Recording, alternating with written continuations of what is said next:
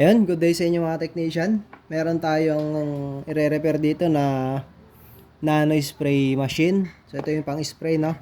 Andito yung kanyang lagayan na ano. Niwalay ko kasi may laman. Ayan, nano spray machine. So, pang-spray siya. Ito yung motorized na spray.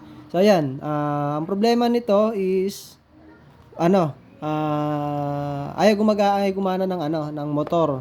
Ayaw mag-pump pero nagcha-charge daw. Ayan o, nagbi-blink lang siya pag ang open kasi nito is long press. Blink lang siya. May charge pero mahina.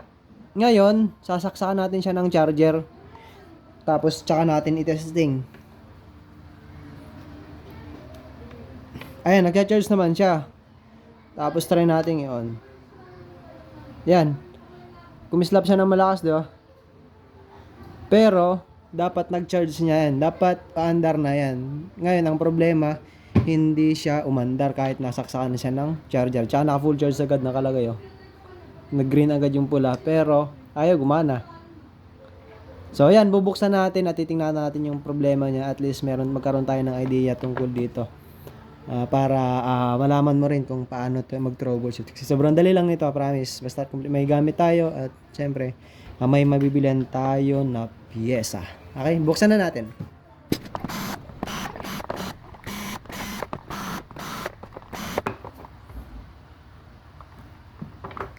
So, yan. Ayan lang loob nyo. Konti lang piyesa. Ayan, battery. Ito yung kanyang board, motor, pump motor, output, tsaka inlet out at outlet inlet ng ano, liquid ng alcohol. So ayan, ito yung battery. Suduta ako sa battery. May iba na yung texture, oh. May kulubot na yan. Pag ganyan mga ka-technician, may issue na yan, may problema na yan. Or kung gumagana pa naman, pwede pa. Pero sa part na to meron naman tayong pamalit, papalitan na natin kasi hindi na okay. Tsaka hindi na siya nagcha-charge, sira na to. Okay, so lalagyan natin. Palitan natin. Ito ay 3.7 volts lang, no? Kung meron tayong battery na mas malaki yung ganto, pwede natin ilagay. Pero kung meron tayong mas maliit, yung sakto lang dito, yun tayo ilagay. So meron ako nito. Gagawin ko muna ng ano siya, ng socket. Kukunin natin socket na to para idugtong natin doon. And yun ang papalit natin, no? So ayan, may nagawa na tayo dito. Kinuha ko lang yung wire nitong kanyang luma, tapos nilagay ko dito para hindi na tayo maghahanap ng iba pang wire. So yun, ingat lang tayo sa polarity kasi ito may positive negative dry cell ito, kaya malakas ang current, no? Nanununog ito kahit ganito lang kaliit. Subukan mo pagsalubingin yung positive negative, sisirain niya yung wire nyo. Or worse, sasabog yan. So ingat tayo sa connection. Wag natin baliktarin kasi masisira ang kanyang IC, no? So yun to. Ayan, pakita ko sa iyo yung voltahe. 3.7 volts. Ayan. Testingin natin yung positive negative. Naka-auto tayo. Yan, 3.8, no? Full charge. Nasa magandang charge siya. So, ayan. Testing natin siya. Lagay lang natin to kasi pinaka-spacer niya.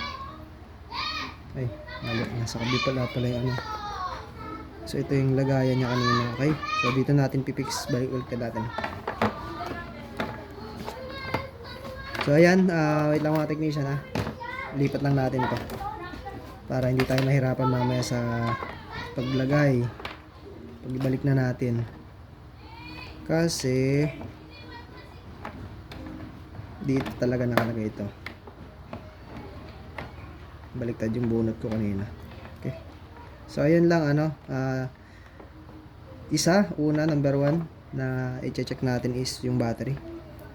Tapos pag ganong issue na nagcha-charge naman, umiilaw pero hindi napapagana yung motor, no? So ayan, testing. So long press lang natin yung power. Hawakan lang natin itong motor up, di pa rin nakasaksak.